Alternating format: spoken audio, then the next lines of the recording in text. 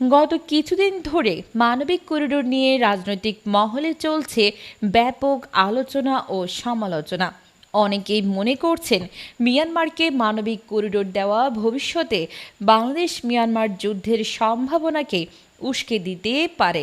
ইতিহাস ঘাঁটলে দেখা যায় যে কয়টি দেশ মানবিক করিডোরের অনুমতি দিয়েছে তাদের অনেককেই পরবর্তীতে চরম মূল্য দিতে হয়েছে।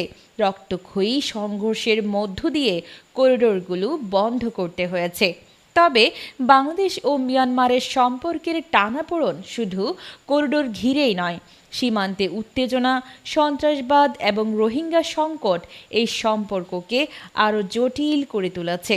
চলুন এক নজরে দেখে নেওয়া যাক সামরিক শক্তিতে কোন দেশ কতটা এগিয়ে। গ্লোবাল ফায়ার পাওয়ারের তথ্য অনুযায়ী সামরিক শক্তির দিক থেকে বাংলাদেশ কিছুটা এগিয়ে আছে। সামরিক র্যাঙ্কিংয়ে বাংলাদেশ রয়েছে ৩৫তম স্থানে, যেখানে মিয়ানমার ৩৭তম।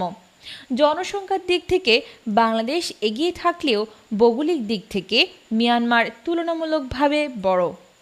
বাংলাদেশের নিয়মিত সেনা সদস্য সংখ্যা প্রায় ১,৬৩,০০০ জন। মিয়ানমারের রয়েছে প্রায় ১,৫০,০০০।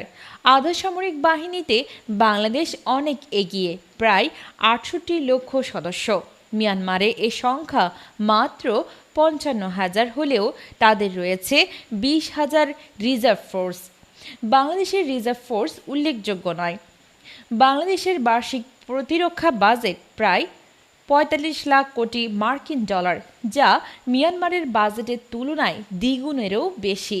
মিয়ানমারের বাজেট প্রায় ২৫০ কোটি ডলার। বাংলাদেশের বিমান বাহিনীর কাছে আছে ২১৪টি বিমান, যার মধ্যে যুদ্ধ বিমান ৪২টি। তবে আক্রমণাত্মক অ্যাটাকিং যুদ্ধ বিমান নেই। মিয়ানমারের আছে ৩১৭টি বিমান, এর মধ্যে ৫৮টি যুদ্ধ বিমান ও ২৬টি অ্যাটাকিং যুদ্ধ বিমান। হেলিকপ্টারে মিয়ানমার এগিয়ে, তাদের আছে ৮০টি হেলিকপ্টার, ৯টি অ্যাটাকিং, যেখানে বাংলাদেশের আছে ৬২টি এবং কোনো অ্যাটাকিং হেলিকপ্টার নেই। মিয়ানমারের কাছে আছে ৪৪৫টি ট্যাঙ্ক আর বাংলাদেশের আছে ৩২০টি। তবে সামরিক যান সংখ্যায় বাংলাদেশ এগিয়ে, প্রায় ১১,০০০, যেখানে মিয়ানমারের আছে ৬০০-এর কাছাকাছি। বাংলাদেশের কাছে মোট কামান আছে ৫৪৬টি, ৩০টি স্বয়ংক্রিয় সহ, আর মিয়ানমারের আছে ২১৫টি, ৯৫টি স্বয়ংক্রিয়। মোবাইল রকেট প্রজেক্টর মিয়ানমারের আছে ১৮০টির বেশি আর বাংলাদেশে রয়েছে ১১০টি। মিয়ানমারের নৌবাহিনীর কাছে রয়েছে ২৩২টি যুদ্ধ জাহাজ আর বাংলাদেশের কাছে আছে ১১৮টি। তবে বাংলাদেশ ফ্রিগেট ৭টি ও করভেট ৬টি সংখ্যায় মিয়ানমারের চেয়ে এগিয়ে। সাবমেরিনে মিয়ানমার এগিয়ে, তাদের রয়েছে ৩টি, বাংলাদেশের ২টি। যুদ্ধ সক্ষমতা ও প্রশিক্ষণের দিক থেকে বাংলাদেশ অনেক এগিয়ে বলে মনে করেন বিশ্লেষকরা। বাংলাদেশি সেনারা বিভিন্ন দেশের প্রশিক্ষণ ও জাতিসংঘ শান্তিরক্ষা মিশনে সক্রিয়ভাবে অংশ নিয়েছেন, যা তাদের অভিজ্ঞতা ও দক্ষতা বাড়িয়েছে।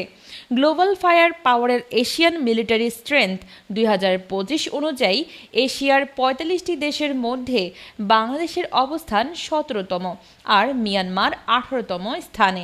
সামরিক সরঞ্জামে পার্থক্য থাকলেও প্রশিক্ষণ ও দক্ষতায় বাংলাদেশ কিছুটা এগিয়ে, যদিও বর্তমানে পরিস্থিতিতে বাংলাদেশ ও মিয়ানমারের মধ্যে সরাসরি যুদ্ধের সম্ভাবনা নেই বলেই মনে করা হয়। তবুও সীমান্ত উত্তেজনা, কূটনৈতিক সমস্যাসহ নানা বিষয় ভবিষ্যতে পরিস্থিতিকে জটিল করে তুলতে পারে। তাই উভয় দেশের উচিত কূটনৈতিক সংলাপ ও সহযোগিতার মাধ্যমে উত্তেজনা কমিয়ে আনা।